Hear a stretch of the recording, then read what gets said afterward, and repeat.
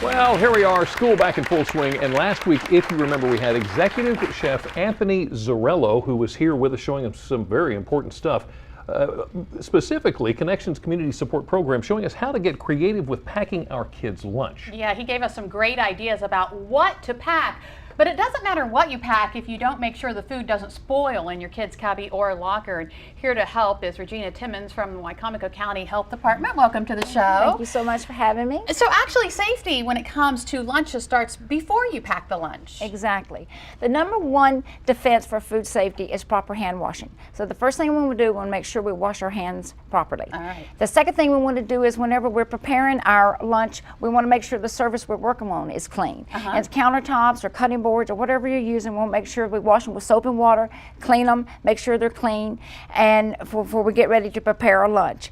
And the third thing, which a lot of people I don't think about, is the lunch boxes. So at night, whenever the children bring your lunch bags back, you know, make sure you take all the potential foods out, make sure those are thrown away, don't save them. Right. And then what we do is we want to take our bags and we want to wash them out with soap and water. And even the ice packs. Yeah. We want to make sure and wash them and just wash them with soap and water, rinse them, and just throw them in the freezer. They can get contaminated. I never thought of that. We want to make sure that we follow through with that. So we got hand washing, surface, and a clean bag. Now we're ready to pack our nutritional lunch. Ready to go. Okay, now, Regina, you brought us a bunch of neat stuff here, and honestly, it all looks delicious to me, but you've actually brought us some safer foods and some with potential hazards to them. Let's start with the safer foods. What's a good safe food to start with? Okay, these are safer foods, and the reason for this is because they're not under time and temperature control. Oh, okay. So these can be kept. You don't even have to use ice pack to hold these.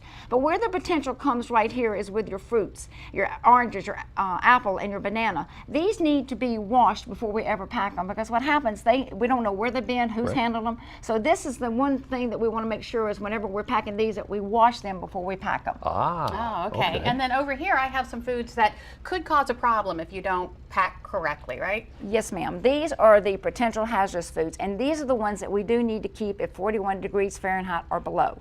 And the way to pack these is we want to make sure that the ice packs, we pack these on the bottom of your lunch. Make sure you use your ice pack, because they're the ones that's got to keep cold, so we're going to try to use anything cold to keep them at that temperature.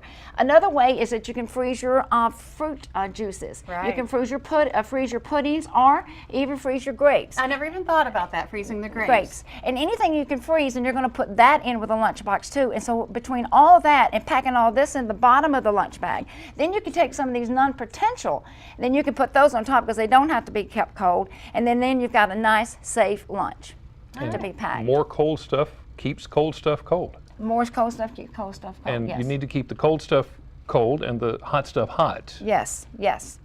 So make sure that, you know, like I said, that's the best way to pack them, and by using these techniques here, then you'll have a safer packed lunch for your children. And you actually brought some ideas for hot food, because they can take hot food as well. Exactly, and the best way is to use the thermos, a thermal cup or thermos, and then heat your soups up. And of course, and now with winter coming, you're going to be using more of this.